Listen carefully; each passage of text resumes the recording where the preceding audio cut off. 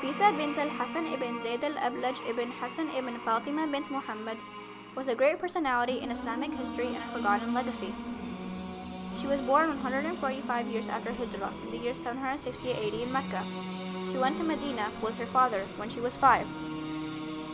There, she memorized the Quran, learned Hadith, and studied Islamic jurisprudence in depth at a very young age. Nafisa used to visit her great-great-grandfather Prophet Muhammad's grave with her father frequently, who was the governor of Medina at the time. She was known by many titles by the people, such as Nafisa al-Tahira, the rare lady of purity, Nafisa al-Abida, the rare worshipper, Nafisa al-Masriyin, the rare lady of the Egyptians, and many, many more. 161 years after Hijrah, she married her cousin Ishaq al-Mu'tamad, who was a direct descendant of al-Husayn ibn Ali, the grandson of the Prophet. She had a son named al-Qasim and a daughter by name Kulthum. Nafisa made Hajj 30 times in her lifetime, mostly all on foot. She was well known for her fasting, her prayers, and her piety, taqwa.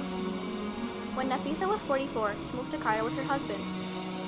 193 years after Hijrah, during Ramadan. While traveling, she passed the city of Arish. When the people there came to know of her arrival, they went out to her to receive her in a huge procession and followed her to Egypt. Nafisa was extremely pious, which caused the people to swarm her home, since she also happened to be from the noble prophet's family, Ahl al-Bayt. This made Nafisa feel the pressure of meeting a huge amount of people coming to her home every day, which made her to make the decision to leave Egypt and to return to Medina.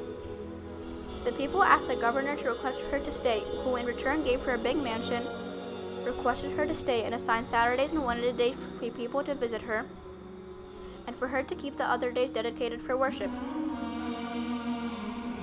She taught most of the scholars of her time, teaching Hadith, Quran, and jurisprudence. She taught a large number of women and girls. But the greatest scholar she ever taught was Imam al-Shafi'i, who moved from Baghdad to Egypt. He used to visit her a lot, to the point that when he died, they brought his body to her home, where she prayed the funeral prayer over him from the women's section, following Imam al-Buwaiti, who led the prayer. When Nafisa felt her death approaching, she dug her grave with her own hands in her home. She would enter her grave and worship in it to remind herself of the Akhirah. She became very, very ill at the beginning of Ramadan, 208 years after Hijrah. Her companions asked her to stop fasting since she was ill. She refused and said, "I have been asking Allah to die fasting for 30 years. Now you want me to break my fast?"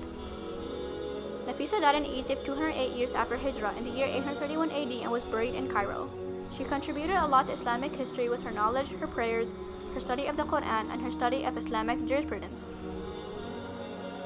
I chose her because she was a great teacher of a great male scholar, and she was also a very influential female figure who can be a good role model for many young Muslimat who can serve the Muslim community, be good human beings, and above all serve Allah with their knowledge of the Quran and Sunnah. I had very little knowledge about this great female scholar in Islamic history before attempting to venture into this project. Nafisa bint al-Hasan is an inspiration to me because of her piety, her strong faith in Allah, and her immense knowledge of the Quran.